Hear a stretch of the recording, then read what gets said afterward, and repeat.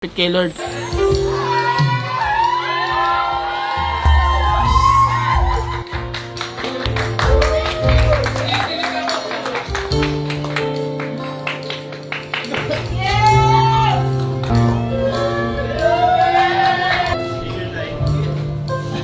ako kasi, tama naman. Gano'n naman kami, parang natatransform namin isa't isa, hindi namin namamalayan. So, lagi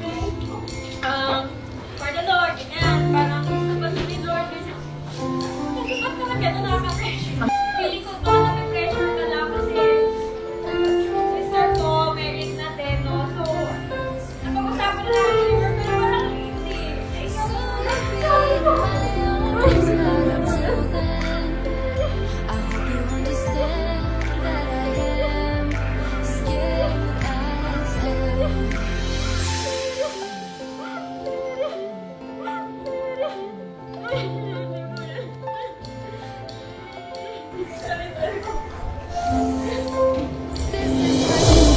Wow. If you don't speak Tagalog, swipe up. I just wanna comment in this one.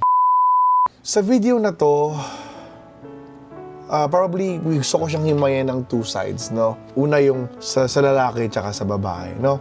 Hindi ako lang kinakapihan dito kung sino yung masama or sino yung may mali or whatever. Decision nila yan, it's okay. Pero I just want to put my insight dun sa lalaki. Kasi ako to boys, no? Once na magpo-propose tayo sa isang tao, basically, ramdam natin yun eh. Kasi tayo naman yung mag-i-initiate ng moves, right? So when we decided na gusto natin mag-propose, basically, we're ready.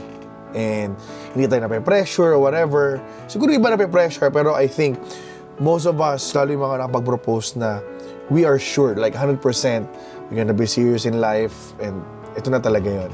Dun sa babae, I don't know them like, personally, but mga comment section dito is like, baka may ibang mahal yung babae. It's so hard to judge if may mahal nga bang iba yung babae or hindi lang siya ready. Pero kasi, hindi ko alam siguro gano'n sila katagal na.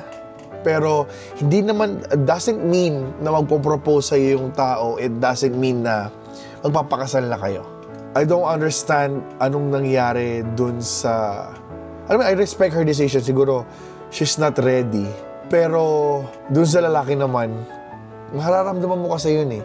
Kung alam mong hindi pa ready yung partner mo, just don't do it.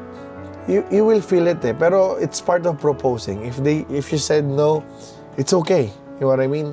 Move on. Listen to this, guys, okay? In my own perspective, like boyfriend and girlfriend, dun din naman yung punta nun eh. You're gonna propose to each other, by the way.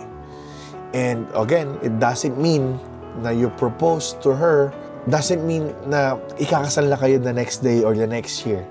But probably, the girl loved the guy, but she doesn't see na ito yung pang forever niya. Ito yung papakasalan niya ngayon.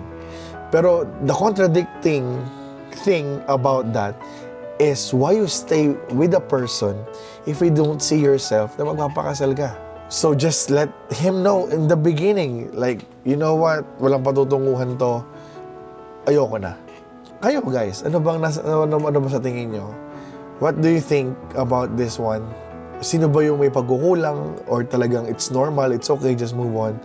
And I just remember when I was proposing to my wife that time, I asked her hand to her parents and they said no. I already vlogged it. They said no and I respect it. But at the end of the day, I told them na yung wife ko pa rin na magde-decide if she gonna say yes or no. If she gonna say no, I respect it. If she gonna say yes, actually, after I proposed to her, after 2 years, after I proposed, tsaka pa lang kami nagpakasal. So, hindi naman ibig sabihin agad-agad. Pero, who am I to judge? It's okay. Dun sa guy, kilalanin mo pa yung girlfriend mo para malaman mo talaga ba kung, alam mo na, kung talagang ready na siya. I just want to react to this video because I can relate to this.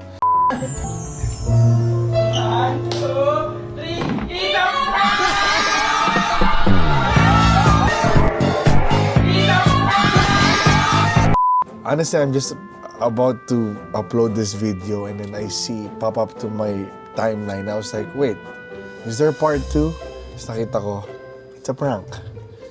So, kung nakaabot ka sa dulo ng video na to, I know it's a prank. Just find out na prank lang pala to.